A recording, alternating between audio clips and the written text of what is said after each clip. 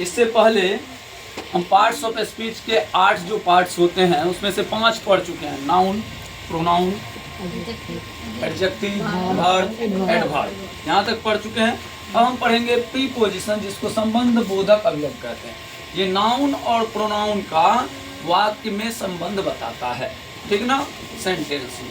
इसको हम कविता के तौर पे कैसे कहेंगे? संबंधों का बोध कराता, सबका मेल कराता था, ऊपर नीचे आगे पीछे से वह जाना चाहता था।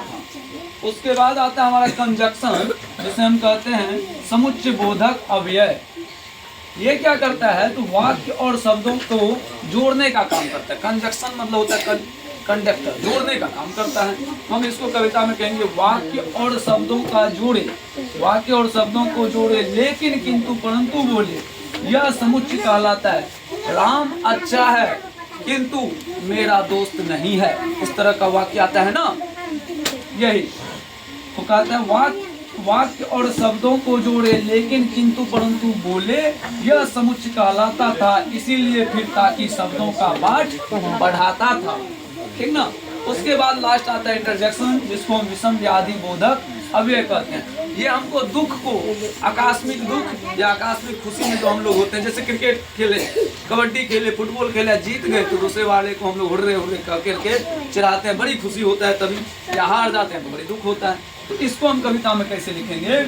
दुख सुख नफरत और अचंभे, दुख सुख नफरत और अचंभे की जो बातें करता था, जीत में हुर्रे हुर्रे कर सबको शाबाश वो कहता था। हाय अरे हे राम नाम से उसको पहचाना जाता था। शब्दों का यह रूप सलोना विषम व्याधि कहलाता है, यानी विषम व्याधि बोधक कहलाता है। इस प्रकार कविता के तौर पे हमारा 8 का 8 क्लियर हो गया। 8 है, 8 हम लोगों ने पढ़ लिया। किसी को कोई दिक्कत है?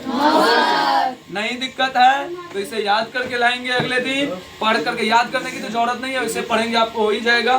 फिर इस पर हम आगे बहुत सारे वाक्य बना करके सेंटेंस के तौर पे भी इसका उपयोग करेंगे, कहाँ इसका कहाँ यूज होता है। किसी को कोई दिक्कत? ठीक है, तो इसे